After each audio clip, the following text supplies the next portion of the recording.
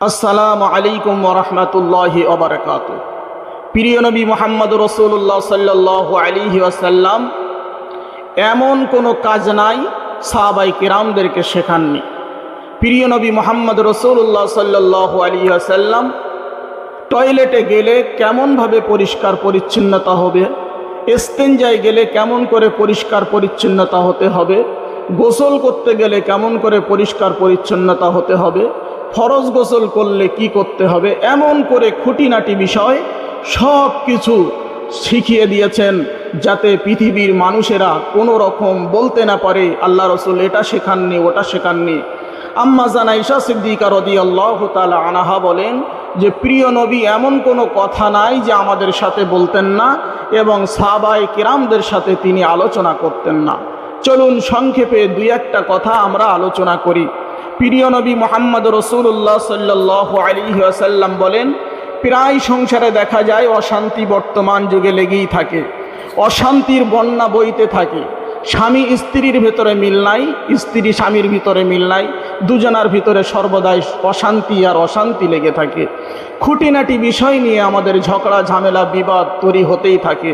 প্রিয় নবী মুহাম্মদ রাসূলুল্লাহ সাল্লাল্লাহু আলাইহি ওয়াসাল্লাম বলেছেন, তোমরা স্বামীদেরকে কিভাবে মহাব্বত করবে, স্বামীরা স্ত্রীদেরকে কিভাবে মহাব্বত করবে, এই কথা যদি তোমরা মেনে চলো, আমি মুহাম্মদ রাসূলুল্লাহ সাল্লাল্লাহু আলাইহি ওয়াসাল্লাম বলছি, তোমাদের সংসারে উন্নতি আসবে এবং বরকত আসবে।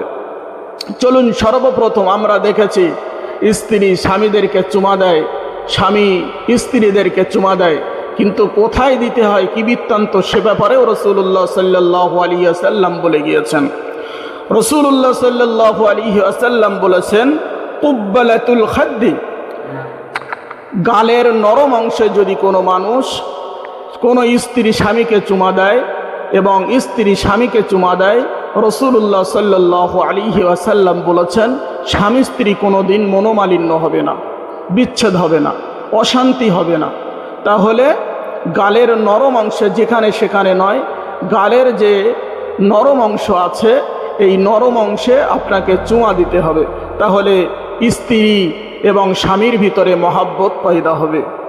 রাসূলুল্লাহ সাল্লাল্লাহু আলাইহি ওয়াসাল্লাম দ্বিতীয় নম্বরে বলেন, কুব্বালাতুল আইনাইন, দুই চোখের মাঝখানে চুমা দেবে, অর্থাৎ দুই ভুরু মাঝখানে চুমা দিতে হবে। তাহলে ওই সংসারে রাসূলুল্লাহ সাল্লাল্লাহু আলাইহি ওয়াসাল্লাম বলেন অশান্তি হবে না, অশান্তি থাকবে না এবং আল্লাহ পাক রব্বুল আলামিন ওই স্বামীকে বরকতময় করবেন এবং সম্পদশালী করবেন। তৃতীয় নম্বরে রাসূলুল্লাহ সাল্লাল্লাহু আলাইহি ওয়াসাল্লাম বলেছেন, কুব্বালাতুল ইয়াদি, হাতের নরম অংশে। আমরা বেশিরভাগ চুমো দেই হাতের পিঠে অর্থাৎ শক্ত জায়গায়। রাসূলুল্লাহ সাল্লাল্লাহু আলাইহি ওয়াসাল্লাম বলেছেন, কুব্বালাতুল ইয়াদি, হাতের নরম অংশে চুমা দিতে হবে। দিলে কি হবে? ওই স্বামীর সংসারে উন্নতি হবে, স্বামীর সংসারে বরকত আসবে, স্বামী সম্পদশালী হবে। আমরা বর্তমান সময় বিভিন্ন রকম কাজকর্মে করি, টাকা ইনকাম করি, বিভিন্ন রকম কাজে লিপ্ত থাকি, দেখা যায় বাড়ি যায় সুখ থাকে না, শান্তি থাকে না, স্বামী স্ত্রী সর্বদাই অশান্তি লেগে থাকে। তাহলে কোথায় কোথায় চুমো দিতে হবে, দিলে এগুলো লজ্জার বিষয় নয়, আমাদেরকে জানতে হবে যে রাসূলুল্লাহ সাল্লাল্লাহু আলাইহি ওয়াসাল্লাম বলেছেন। হযরতে আয়েশা সিদ্দিকা রাদিয়াল্লাহু তাআলা আনহা বলেন, লজ্জার বিষয় নয়, এমন কথা রাসূলুল্লাহ সাল্লাল্লাহু আলাইহি ওয়াসাল্লাম আমাদের সামনে আলোচনা করতেন এবং সাহাবাদেরকে বলতেন। যেসব বিষয় মানুষ লজ্জা পায়, আমরা মনে করি এগুলো লজ্জার বিষয়, লজ্জা নয়, আমাদেরকে জানতে হবে নবীজি সাল্লাল্লাহু আলাইহি ওয়াসাল্লাম এমন কোনো জিনিস নাই বলে যাননি।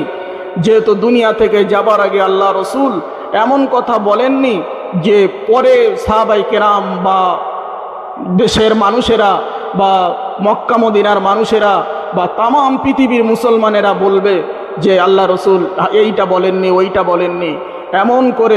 এমন কথা বাদ রেখে যাননি আমার নবী মুহাম্মদ রাসূলুল্লাহ সাল্লাল্লাহু আলাইহি ওয়াসাল্লাম, যে সেটা আমাদেরকে জানতে অসুবিধা হয়। হাদিস পাকের ভিতরে এই খুঁটিনাটি বিষয়গুলো আম্মা জান আয়েশা সিদ্দিকা রাদিয়াল্লাহু তাআলা আনহা বর্ণনা করেন যে এমন কোনো কথা নাই রাসূলুল্লাহ সাল্লাল্লাহু আলাইহি ওয়াসাল্লাম গোপন রেখেছেন। তাহলে চলুন আজ থেকে এই বিষয়ে আমরা সতর্ক হয়ে যাব। স্বামী সম্পদশালী হোক আমরা চাই এবং সংসারে উন্নতি আসুক আমরা চাই। আল্লাহ পাক রব্বুল আলামিন সকলকে বোঝার তৌফিক দান করুন, আমিন।